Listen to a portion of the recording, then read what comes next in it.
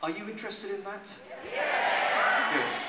Well, you probably know that the LCA, the long-term cooperative action, is one side of the discussions and negotiations going on here. The other side of the negotiations is the Kyoto Protocol. And the two today ended up to some degree merging, particularly on the negative stuff. So as far as the LCA, the long-term cooperative action side, it's basically the discussions around how the North and South can work together and share approaches and technologies to make climate change and mitigation and adaptation happen more quickly.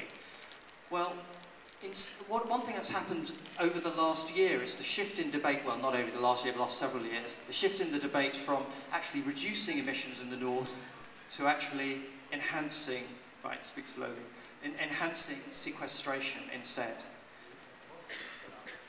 Fine, thank you. I need that prompt. So instead of focusing on the North to actually take responsibility and reduce emissions, let's find ways to encourage the Earth to sequester more. Now, if you and I talked about it, the sort of ideas that we'd come up with would be more local community farming, more permaculture, more small scale, less tillage, less herbicides, less industrial fertilizers, all that stuff would help to keep emissions down and keep more carbon in soils. If we were talking about forests, we'd be talking about biodiverse, mature, building up to mature forests. Well, that's not what happens in the UNFCCC. What they talk about, as far as sequestration is concerned, is they talk about enhancing soil capture through no-till agriculture, which is highly herbicide dependent, in vast monocultures. Usually they're talking about GM soya.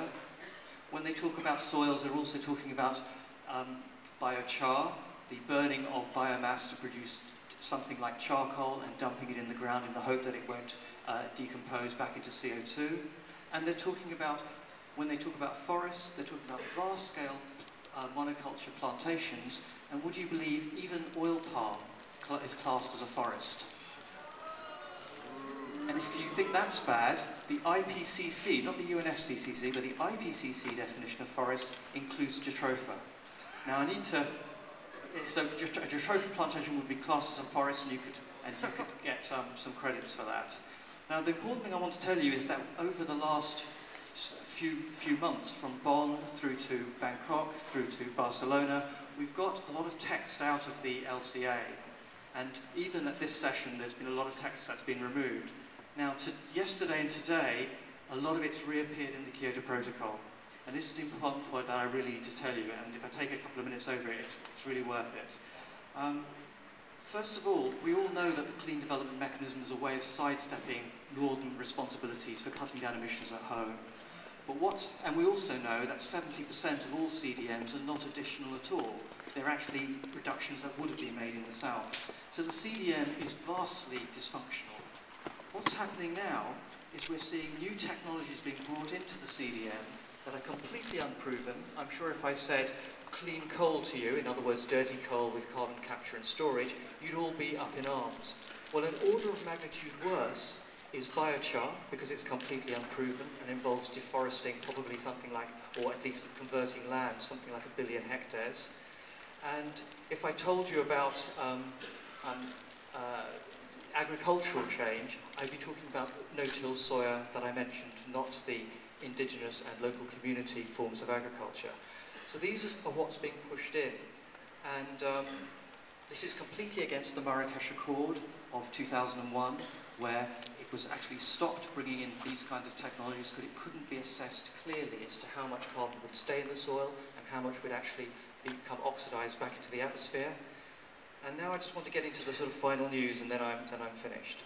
What this means for us, these three approaches, biochar combined with large-scale no-till soya, GM soya, plus monoculture plantations for forests, what this means is an absolutely gigantuan land grab. And the sort of figures that are being proposed are between 500 million and 1 billion hectares. If you think of 500 million hectares, that's 1.5 times the entire land mass of India, just for monoculture tree plantations. Double that if you want to add the no-till agriculture in as well.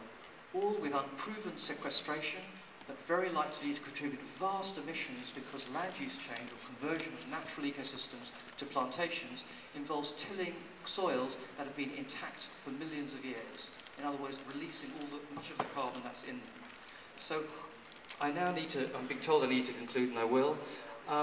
What do we do about it? Well, inside we've got 2 more days to try and lobby and get some of this out. Probably, hopefully, more of it out than as much as we can.